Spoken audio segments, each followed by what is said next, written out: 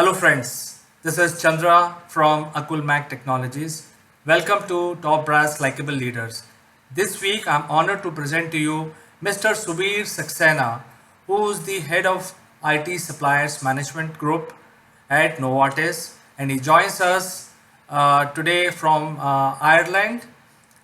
During the conversation, we will know about his journey and also some of the critical leadership skills that he impart to his colleagues and also the industry leaders.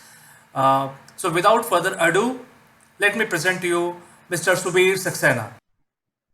Welcome to Top Brass Likeable Leaders, Subeer. Hi, CK. Thanks for the invitation to be here at Likeable Leaders Top Brass. Happy to be speaking to you today morning.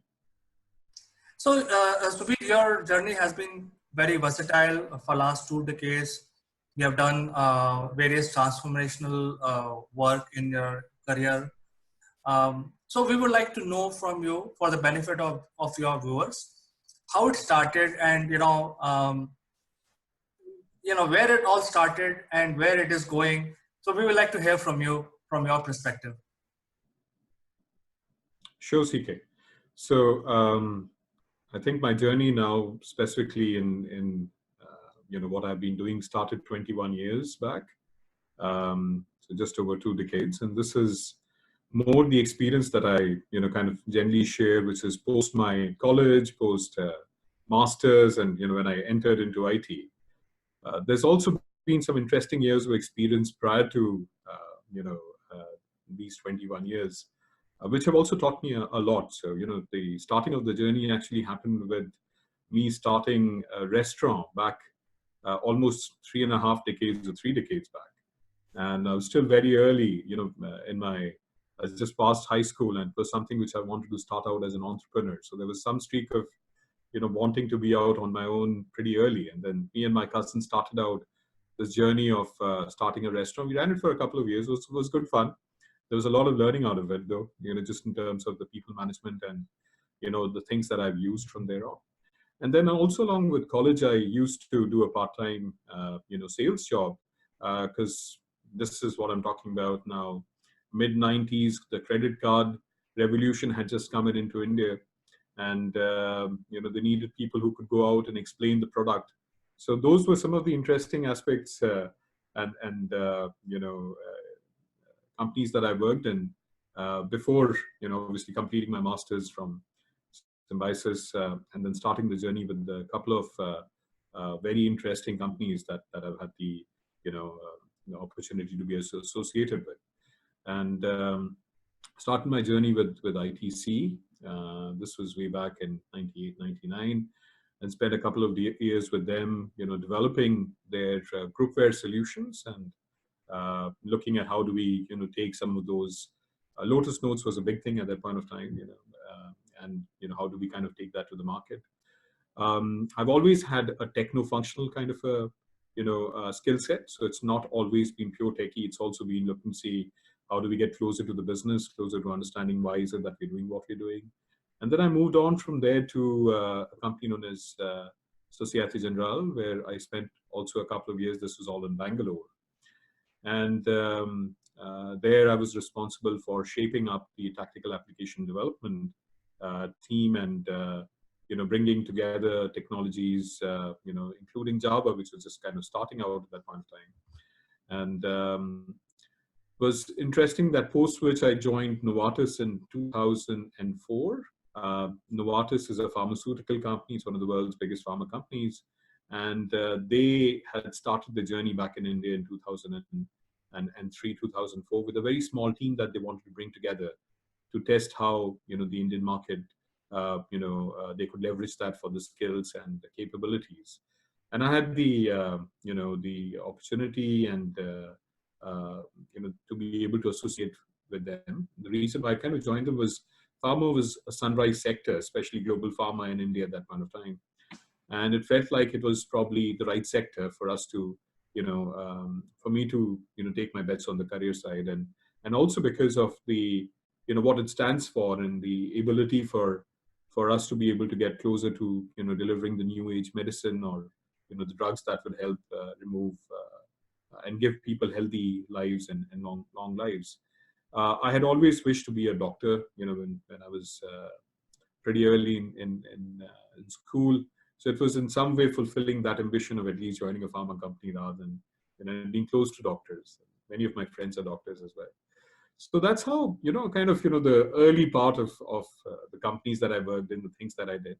Novartis, I've been here now almost 16 years. This is my 16th year in the company. And I've seen the company, grow through various phases. I've seen, how they have looked to leverage, India, for example. So I'm currently based out of Dublin in Ireland for the last 5 years. But for 10 years prior to that, I was based out of India, out of the offices in Bombay, and then subsequently out of Hyderabad, which is where we have a global center or global, service delivery centers that we have. And it's been phenomenal, and in terms of, just the range of experience that, I've been through in the last 16 years. So when I first joined them, I was continuing with my journey on on Lotus Notes, on tactical application development. We started bringing in new technologies, including interwoven and a couple of the other ones at that stage. And then we decided we would probably move more to Microsoft technologies and move away from bring in more Exchange, Outlook, and then Lotus Notes had anyway started to sunset with the direction that we were taking. And at that point of time, either I had the option of moving away into another company which had Lotus Notes, or to really ask myself whether I wanted to really marry myself to a technology, or whether I wanted to really look at what is it that the company stood for, and what is it that I would see myself being engaged with to be able to deliver and work with them and other companies in the long run. Now, it's important to be fundamentally strong in technology, but not necessarily be married to a specific technology, because it will continue to evolve and change. And at least that's the path I took, that I said, okay, let's understand the business, let's understand and get closer to how technology, for example, is providing solutions to the business. And with that, I essentially look to move on to aspects like quality, which is also an area of interest that I had. And I started to equip and skill myself in areas like SQA, SQC, gotten more into seeing how we can help the right kind of processes develop for the company. And that's when we ran a very big CMMI assessment internally at Novartis. Now, we aren't necessarily a software company, neither is it that's our aspiration, but it was important because it was still the days when we were doing a lot of custom development in-house, that we measured what our processes were with the best of the industry. And we actually ran a fairly large assessment with one of the large consulting partners and assessed ourselves and benchmarked ourselves with CMMI framework. That led, interestingly, to the creation of a lot of process improvement opportunities, and software testing was one of them. And through that process, I basically, so I was the global lead for running the CMMI initiative, and then took on a whole, battery of key initiatives that we wanted to drive. And the biggest one of them was setting up a testing center of excellence, and really be able to see how do we better improve our testing capabilities through functional and non-functional aspects. And interestingly, that's when we first connected CKs, during that time frame, when we were looking to see how do we expand and provide a solution to scale. And then subsequent to that, we continued to develop and evolve on that for a couple of years. I was the head of the COE till 2010. And what was happening, in parallel to that, was I was constantly educating myself in terms of how globally organizations and companies are leveraging, outsourcing, offshoring, looking at, how you could look to engage effectively with third-party vendors. And that's when I had my first stint toward setting up the first version of Vendor Management Office for Novartis. And that was associated with, also aspects of how we could drive the right kind of productivity for the company on the overall. So this was an interesting phase where, I was setting up the VMO for Novartis globally, but being based out of India. And then subsequently, I moved on to becoming the head of led a couple of initiatives on the analytics side, and eventually took on the responsibility to lead the IT at Novartis in India. Um, as part of that, overall engagement, I got exposed more and more to not just the technology and IT leaders, but the business leaders as well. And that's where we were further looking to scale up on India and really grow our Novartis setup in India significantly and multifold. And was very interesting because in those conversations, as when I got a chance to meet up with the leaders on the business side, they wanted someone who had techno-functional skills to essentially be able to lead digital marketing, which was evolving, and I'm not talking about 2013 timeframe, and be able to do that out of a new center. And given that I had already spent a good 10 years at that point of time and had already reached the the leadership level in technology in India, it was a very interesting choice for me to take, and a very conscious choice to probably move away from pure technology into more of a business services side and be able to lead, and set something up which is, around the digital space.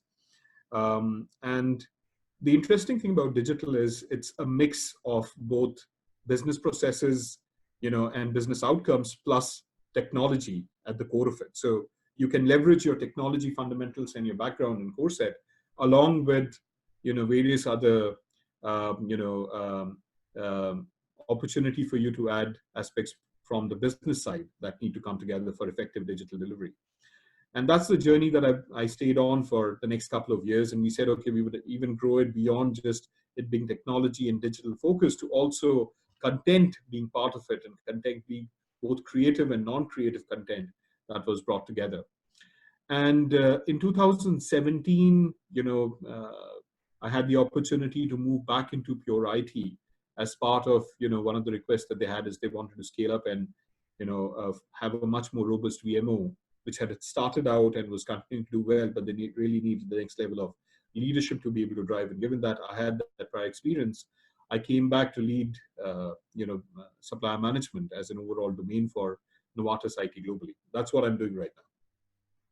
So what an amazing journey, Subeer, starting from credit cards, restaurant, IT, uh, processes, quality assurance, whatnot. I mean, you have done it, um, I would say almost like everything in life.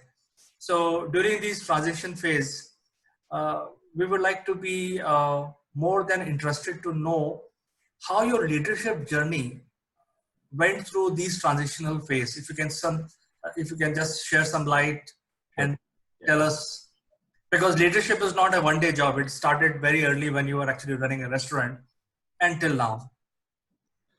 Yeah, that's right. And it's a very interesting question. So you don't, become a leader overnight as well. This is stuff that you build up, you learn from your experiences and develop yourself accordingly to, suit what is needed or expected from you. So as I mentioned, when I started out, the initial, jobs that I did at that point of time was purely just looking at very tactically what was there. Um, did teach you a lot about how to interact with people and about just managing, customers right from that early age that, when they walk out of the restaurant that they're feeling satisfied, that they've been attended to, that they've had the right kind of, food, that the ambience has been right, that they've been served well, and that the overall experience has been, has been a good one.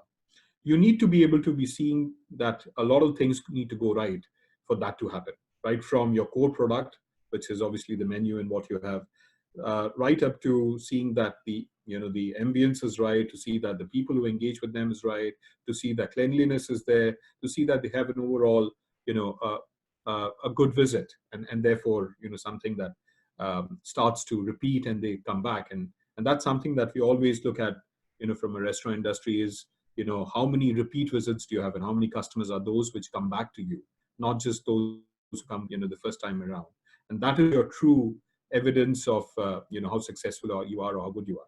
So these were some of the things that I picked up pretty early in life. And, and that is something that I, brought in into when I started out my journey, and here I'll focus more in terms of the formal, environments in which I kind of worked when I joined ITC and subsequently, they right from the first few months they were already able to leverage me for techno-functional roles because of the approach that I had towards customers, because of and a lot of that was learning that I had in some of these previous roles that I had played. So never undermine what you can learn.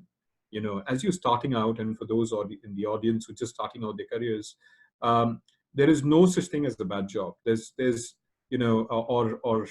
is not good enough or something. There's lots of learning opportunities and potential in anything that you do. It's about how actively are you engaged with what you're doing. And if you do that, you will find, value, you would find learning opportunities, you would find things that you can pick up from that you can look to leverage.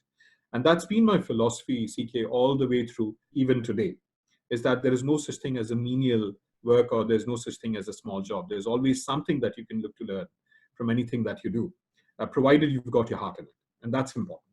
Because if that's not there and you feel forced into a situation, it becomes very difficult for you to pick up and learn anything. So that's something you need to question. Is your heart in it? Is it something that you could enjoy as you do, or is it something which is a burden? And accordingly decide how you take your career options and choices. Now, responding to the other question that I had is, I've always not looked at leadership and growth as a vertical growth. I've also looked at, in many of the times, in many of the cases, you need to be able to grow horizontally as well. You need to also at times be able to take a step back and be able to see what is it that you want to develop into. um, as far as I'm concerned, the way I had looked at it is, I'd looked at, if I need to eventually get to my goal of being someone who provides significant value as a senior leader in an organization, what is it that I need to learn, and what is the path that I need to have and take. Now, such is the way with life right now, that things continue to change and evolve very quickly. So you can't necessarily have like a 20-year, path in terms of what you want to achieve. Those days are gone with, absolute certainty. You need to be able to have maximum 1 to 3 year roadmaps in terms of what is it that you are looking to focus on. What do you think is going to bring value to you? What is it that you think the market is going to value you for? And keep that in the back of the mind, and then passionately engage into that scope of work. And that is what I have kept. And if you look at it, and I did mention, there was a point in time when Novartis as an organization was moving away from Lotus Notes, and I had the option to decide whether I wanted to stay or move away with it. And I said, let me look at picking. This is the opportunity for me to pick up new skills. In today's world, you never stop learning. You have to continue to pick up new skills as you go along, because otherwise you'll tend to be obsolete pretty soon. There are certain common set of traits and leadership qualities which continue to be relevant, year on year, and those are things that you need to hold on to, because that reflects you. Whereas some of the others are more know it well now, but let it go, unlearn, create the space in your mind to learn new things. And then that's the way, you could continue to grow as well, which is what I did when I picked up on quality. Subsequently, the VMO practices that we set up, the analytics space that we went into, leading the site overall, moving into more business services, and which has been very interesting, because when I moved here to Ireland, it was not an easy move. If you look at it, culturally, it was a very different setup than what I had been used to, because I'd only been used to working. I'd worked with multinationals and I'd worked with people everywhere, but I hadn't necessarily lived in a different setting. So there was that one degree of change. Then it was moving away from the comfort of being in IT to moving to business services, which was another degree of change. And the third was, you had to unlearn a lot of the things that you took for granted as the ways of working into a completely new different setup, which was more driven by business services. So I was able to make that jump and take that bridge only because of the ability to say, there's an opportunity to learn different things and to pick up new areas of work. And that's something you need to always keep yourself very flexible towards, that as opportunities come along, not even your manager, your boss, or even your company really knows how things would fully evolve years down. What they're looking out for are leaders who understand the fundamental objective and purpose of why that organization was created, and the key components that drive its success. And then as opportunities keep on coming along, you decide and you pitch for it, as someone who could play a valuable role. And this is also something that I keep on telling to a lot of the people whom I also internally coach and externally connect with, is that never close yourself to the idea and always make yourself available to learn newer things, because that's what's going to keep you afloat, and that's what's going to keep you relevant for the organization to also leverage and use you for newer things that come along as they go through the evolution. So Subeer, it's a very interesting conversation we are having. And personally, I'm picking up a lot of keywords from this conversation. But I would like to ask you at this juncture, are there 3 words which describes you, or rather describes your leadership journey, which you can think of? Right. I think I've shared some of the aspects of what I consider as, key for what I have done. One would be curious, and that curiosity is what gets you to learn new things. And even for example, today as I'm looking at supply management, I'm increasingly getting very curious about how business expects delivery out of its support system, or out of the technology organizations, or even third-party suppliers, as it's itself evolving in an uncertain world. And that's where aspects like product thinking, that's where aspects like agile and DevOps, and how do you start creating newer ways of delivery and squads are coming through. And that curiosity is something which I'm spending a lot of time on at this point of time, to see what does that really mean, how does that really play into, for example, even how do we engage with third party suppliers is going to change with the advent and with the coming in of those trends. And this is something which is very important. Initially it was quality, and through the journey it's been different areas, but always be curious to see what's happening, and if you feel connected to something, be passionate enough to go ahead and pick it up and learn that, and see how does that make itself relevant to you. So I would say curious is one. The other one would be to always work in an inspired manner. So this is something where to generate that passion, you have to have inspiration that lets you move into that direction. And curiosity also without inspiration wouldn't necessarily lead you too far. So I think that's an important addition to curiosity, is that you feel inspired and you feel driven, in that journey. And the third aspect, which also defines a lot about my leadership quality, is unbossed.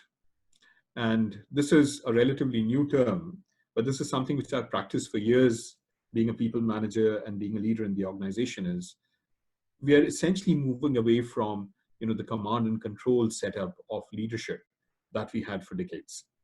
And as we get into the new space of working, we are increasingly challenged by skill sets and by people who come with far more stronger ability to evolve than the people who were there, and far more confident as well.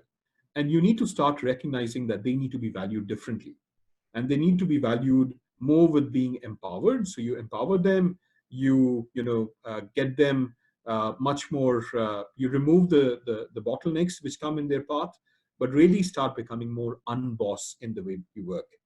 It's more about getting them to bring their full self into work, rather than you trying to do command and control and micromanage all the time. And this is something that I'd already started to practice for many number of years, and it's increasingly something which is starting to gain traction across the industry as well. And that's something which is a call out for all the leaders out there. Is I understand that there is pressure, I understand that there is need for us to deliver, but I think it's also something for us to think through, is how do we change the way in which we inspire the next generation? How is it that we start to look to see that we make the people who are growing up around us see us differently from those as someone who just commands and controls or micromanages, and more towards someone who empowers, someone who's there to help remove the bottlenecks, and someone who's approachable and authentic for these people to be able to engage and work with. That's how I would describe myself. I know it's more than 3 words, but those are the things that I hold dear to the way I work and the way I operate. Yeah, so this is a new one, Subeer, unboss. I think this is something very amazing. Our viewers will take a lot of inspiration from this word, and I thank you for sharing this with us. So, being a leader for a very long time and going through transformation, is there a achievement which is very close to your heart? And if you'd like to share with us, it will be great to know. Absolutely. So I think, true to the spirit of the company now that I've been with Novartis so many years, one of the things that I picked up from them is the ability to really help, improve and extend people's lives. And there is a program that I associated myself with. It's not necessarily some of the formal things that you would see, but it was one of the most passionate exercises that I undertook. And this is a program which is now run by Novartis, it's known as Arogya Parivar. Arogya Parivar means, jisme rog nahi, something which is free of any disease, a family which is free of disease. And this is a grassroots level initiative that the company has led and is pretty big now in India. We're touching millions of families there. As to how is it that you would make healthcare more accessible to the people who are there in the bottom of the pyramid. And you could also look to see at some stage everything is run by commercial activities and not just CSR. In terms of how do you monetize this, but the ability that in a very effective manner you are able to bring health to those in the bottom of the pyramid, which was otherwise not accessible, and be able to run education camps, being able to take doctors to them, being able to take doctors to villages, and to be able to work with the healthcare workers at the grassroots. This was an amazing initiative which was started by Novartis almost 10 years back and continues to develop itself and grow strongly. And that has left an indelible mark, on me in terms of, what I would see as success. In the end, that's what, will help us as people, as leaders, to feel satisfied about what we've done. Not just about a project that got delivered or a portfolio that got delivered, but it's about something which you touch millions of lives through a foundation platform that enables them to have a healthier life. And that was very, very inspirational, and is something, still a great thing that Novartis continues to do and run in India. Excellent to learn about this program, Subeer. At this point, I would like to ask you, do you have an industry leader who you inspire from? Right. So I think, there've been a couple of people that have inspired my journey pretty early up. And then, when we were in college and we were doing a lot of reading in terms of how things are evolving. And as I mentioned, initially when I was still in technology with quality and processes being also something which was very relevant, structuring the way we were going, I thought Jack Welch was an amazing leader. And, he's someone I've read. He's someone, who's kind of inspired me. He's been, the way he led General Electric at that point of time, the kind of culture that they built up, not necessarily, just looking at how to make the best out of leveraging. And GE was one of the first companies to leverage India in a big way, to leverage the skill sets and the mind power. Was an inspirational leader for its time. And then subsequently, Steve Jobs has been great for the focus that he brought in, towards perfection. Although, the idea today is that you tend to move quickly and be able to give to the consumers and customers what they're looking out for. But if you look at Jobs and what Steve brought in, he brought in an unrelenting focus towards what is it that the customer truly wanted, and understanding the science and the method behind. customers' expectations. I think that's a key part of the success of what Apple has become today. And I know this is cliche because many people would talk about this, but truly understanding, how Apple today is also inspiring many of the other companies as we, take on this digital journey to use, user centricity, to look at, design thinking, to look at all of those aspects which truly help you and the audience connect with the products in an effective manner is all coming to life in the way we operate and work through. So there have been some very inspirational leaders that have that I do read a lot about, both political and business leaders. And some way there are things that you have which you can pick up from across many. Another person that I truly appreciate and I'm learning a lot from is actually my current CEO at Novartis, Vasner Simon. And he's someone who has, been an absolute transformation in the way this company has actually been run for the last couple of years. And all of those aspects that I talked about in terms of, the unbossed aspects and, to be able to empower people is something which he practices on a daily basis. And that's what's further inspired the people in this organization to engage and set up an internal culture, which is, the biggest defining aspect in terms of how a company evolves is the internal culture of the organization. And aspects like this help develop a stronger, more robust culture in our organization. So, Subeer, you have had the most interesting journey this far in last 2.5 decades. Uh, I would be most interesting to know what is your goal as a leader, as an inspirational leader, because I'm sure you're inspiring a lot of people in the industry. Is there a goal that you have in mind which you would like to share with us?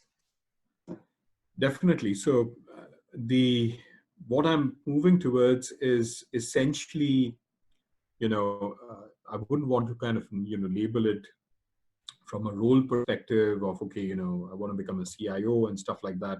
I think that is limiting yourself, to just a role and fine, it demarcates a certain level that you want to achieve. But obviously there is aspiration to continue growing and developing, my leadership capabilities and to be able to drive more value for the organization.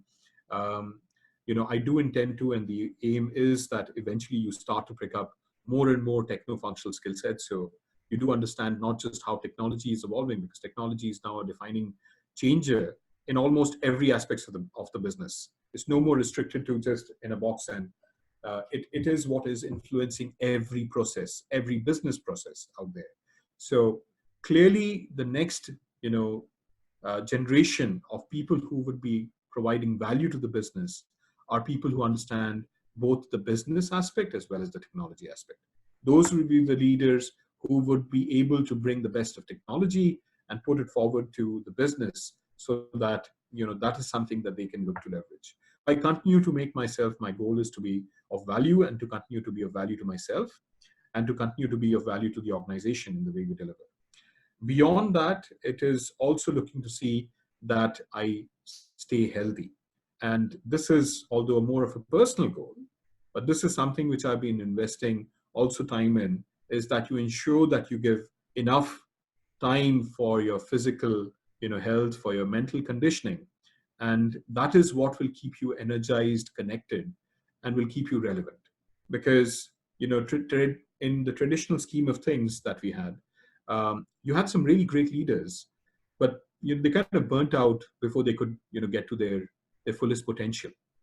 And I think increasingly there's now enough evidence to talk about how you need to keep yourself energized, how you need to keep yourself connected, how do you need to bring your best self, and how do you need to take care of your own health, be it more physical and mental, to give yourself that required space so that you can continue to grow and stay relevant. So that's how I would want to indicate. It's not just one professional role that should be the goal. I mean, mine is much more broad-based in terms of taking care of a role, a value, and health, which will let you, continue and be on the path.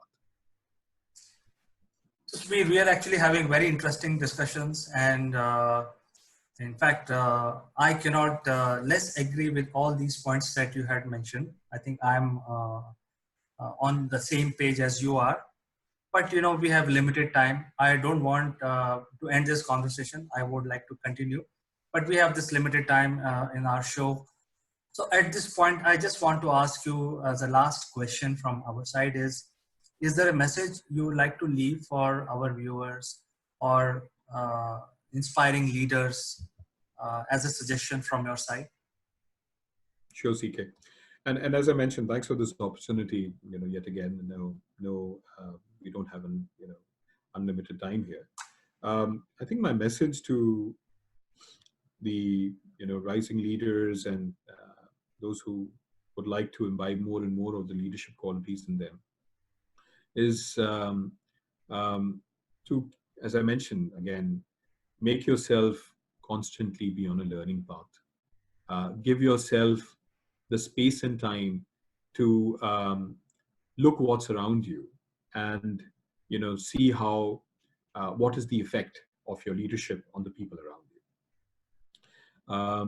Be open to feedback and constantly do a 360 so that you understand and learn from people, because there have been some great learnings that I've had from people who've come up to me and said, why don't you look at doing things differently and do this way? And I feel a lot of value in it, rather than being very close myself to it or being very defensive, saying that how is it I bring that. Always try to be very reflective if somebody gives you feedback, and look to see what does that really mean, and how one could look to drive that. So constantly be out there to influence, to lead with inspiration. Be curious about what you are and what you learn, and then take care of your health. That is very, very important, both for your professional and your personal success. Uh, Fantastic advice, Subeer. I'm sure a lot of our listeners and viewers would take this advice and words of wisdom from you. And I don't want to end this conversation, but in the limited time that we have, it was wonderful talking to you, Subeer. And we will find another opportunity to speak with you on another interesting subject very soon. Sure, CK. Wish you a good day and a great day to the viewers as well. Thank you. Thank you, Subeer. Have a